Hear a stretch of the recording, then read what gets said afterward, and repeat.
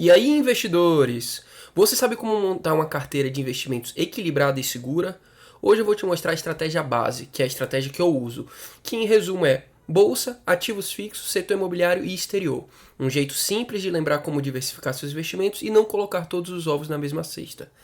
Antes da gente seguir, caso você ainda não me acompanhe por aqui, se inscreva, deixa o like e comente hoje qual sua estratégia de investimento e vamos direto para o vídeo. Como eu comentei, o B é de bolsa, ações, ETFs brasileiros, a gente vai estar buscando potencial de crescimento no longo prazo e obviamente uma exposição à economia real, que nesse caso é sobretudo a economia brasileira.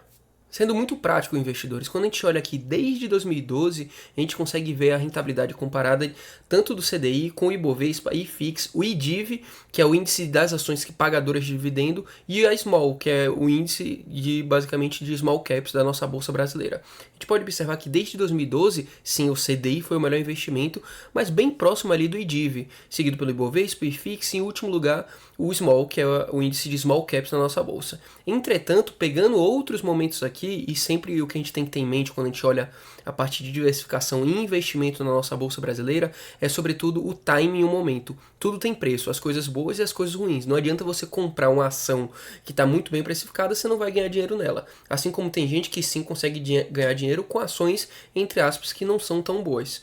Por exemplo, por mais que em um horizonte dos últimos 12 anos, sim, a bolsa brasileira perde para o CDI, a gente pode observar que quem soube aproveitar o momento, como por exemplo, investiu aqui no fundo de 2016 e investiu aqui até um horizonte de agora mesmo, a gente pode observar que na verdade o pior investimento foi o CDI.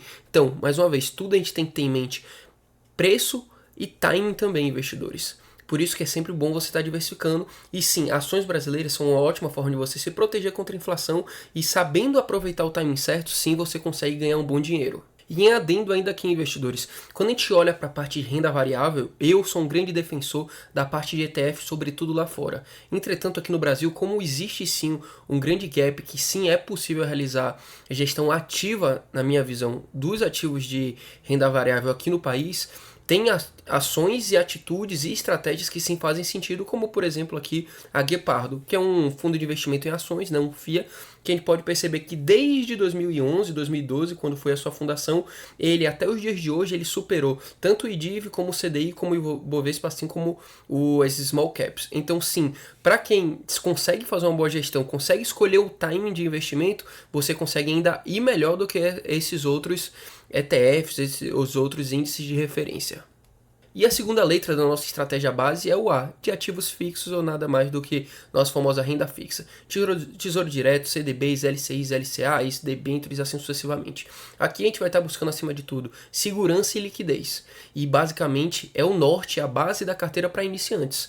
Quando a gente olha para a estratégia base, você tem que entender também que ela é dividida ali a partir do seu perfil. Se você tem um perfil mais conservador, moderado e arrojado. E dentro disso você também vai ter divisão diferente.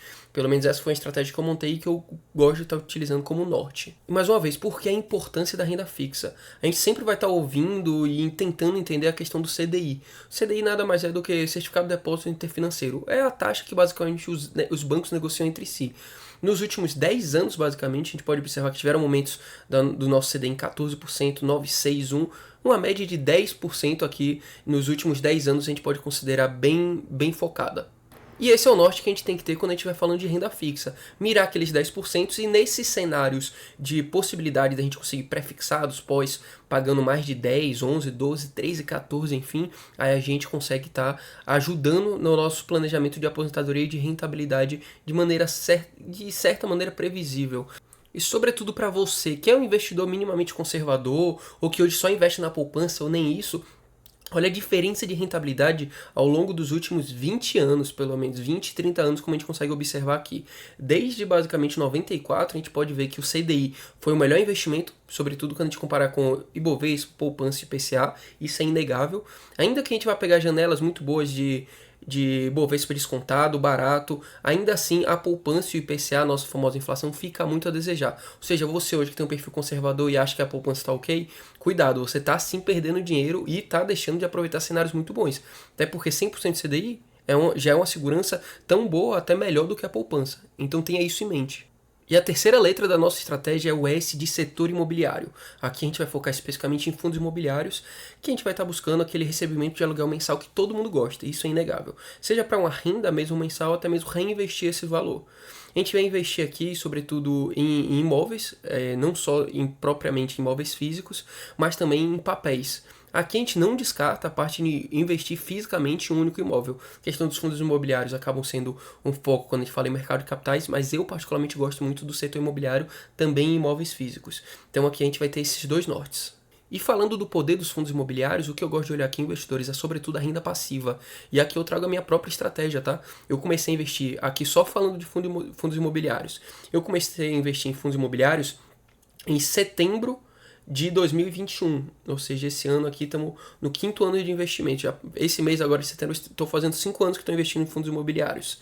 Desde então comecei com a renda passiva de R$ 7,50 no mês de setembro. O que isso a gente consegue observar que no início é muito difícil. Você pode achar que R$ 7,00, R$ 1,00, 50 centavos é muito pouco e não vai mudar a sua vida. Mas a questão é a constância. Eu nunca fui de fazer grandes aportes em nada do tipo, mas sempre fiz aporte de maneira recorrente. A gente pode observar já no mês seguinte, saí de 7,50 para 8.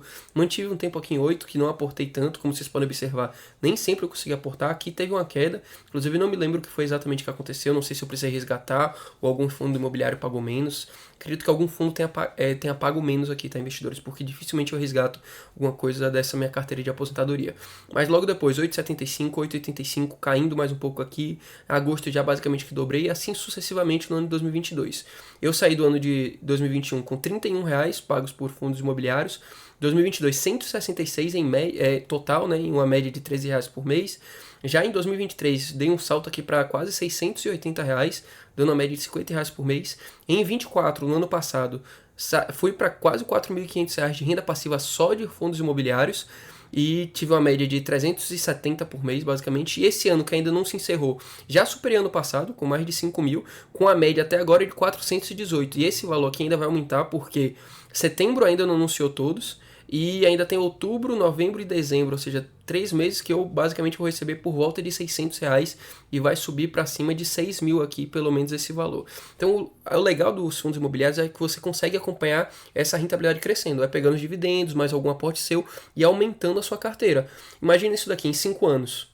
Pô, para mais 10 anos, 15 anos, eu mantendo a mesma estratégia, a mesma resiliência, sem considerar um aumento no aporte, tranquilamente eu consigo ver minha renda aqui só de fundos imobiliários ganhando R$ 1.700, R$ 2.500, R$ 3.500 tranquilamente, sem contar outras fontes de renda como trabalho, enfim, imóveis físicos. Então o legal dessa estratégia, a gente olhando para fundos imobiliários, é isso, a renda recorrente e o reinvestimento direto desses dividendos. E por último, investidores, o E de exterior, que basicamente a gente vai estar investindo em estoques, ETFs internacionais, buscando uma proteção contra a crise no Brasil, o famoso risco sistêmico Brasil, que a gente que vive aqui, a gente sabe, questão de risco político, risco fiscal, enfim, a gente sabe o país que a gente vive, a gente sabe os pontos positivos e as dificuldades, tanto no mercado interno, como também a gente olhando para outros setores. Mas ainda assim, a ideia de investir no exterior, e quando eu falo exterior, não é só o dólar e outros mercados. Aqui a gente também entra na parte de cripto, tá? Então a ideia da gente investir no exterior é a gente estar exposto a outros riscos e saindo um pouco do risco Brasil. E mais uma vez, a gente vai comparar com o maior índice de todos, que é o S&P 500. Com o nosso próprio CDI, que muita gente fala, vou investir no CDI porque o CDI é ótimo, não vou correr risco. Imagina, sobretudo para quem gosta de viajar, você tem que ter uma proteção contra o dólar. S&P, que são as 500 maiores empresas da Bolsa Americana, a gente consegue observar que o S&P deu uma aula no CDI. Então, mais uma vez, se você particularmente faz viagens internacionais, gosta disso tudo, você tem que saber que você tem que ter uma proteção. Não adianta você estar rendendo em CDI e você estar gastando lá fora. E o S&P, mais uma vez, a gente tem que ter o foco, que é basicamente... a gente consegue investir via ETF, enfim, a gente tem vários. E desde 2012 a gente pode ver que dá uma aula aqui. Então, nem que seja 5%, 10%, obviamente sempre vai depender do seu perfil, eu sempre indico que você estude colocar uma parcela lá fora. Obviamente, a gente trazendo o cripto aqui, você tem uma volatilidade muito maior, mas aquele 1, 2, 3, 5% da sua carteira, que em um cenário de médio e longo prazo, você tendo paciência, você também pode ter uma rentabilidade muito acima do que qualquer outro ativo. Eu disse, obviamente, a gente olhando para o ED exterior, a gente também vai olhar para investimentos alternativos lá fora. E o Bitcoin acaba também sendo um dos maiores referenciais quando a gente estiver falando disso. Obviamente, pegando nos últimos 5 anos aqui, basicamente. quem investiu em Bitcoin ganhou muito dinheiro. Enquanto o CDI entregou um pouco mais de 61, o S&P já deu uma aula, entregou quase que o dobro do nosso CDI, o Bitcoin entregou mais de 1000%. Obviamente, a gente aumentando aqui desde lá de trás, a diferença fica ainda mais exagerada, porque o Bitcoin era um ativo que valia quase nada e a gente sabe a história do que vem acontecendo. Então acaba que faz sentido você ter 1, 2, 5%, enfim, da sua carteira exposta em cripto, em investimentos alternativos de maneira geral. O vídeo de hoje foi isso, investidores. Espero que vocês tenham gostado, tanto de entender um pouco mais da minha estratégia, que é a estratégia base, bolsa, ativos de renda fixa, setor imobiliário exterior. E me diga aqui, você tem alguma estratégia que você segue, você só vai comprando, enfim, ou você tem um acompanhamento e tem uma filosofia por trás daquilo que você está construindo. Então se inscreva, deixa o like, comente aqui embaixo e até a próxima.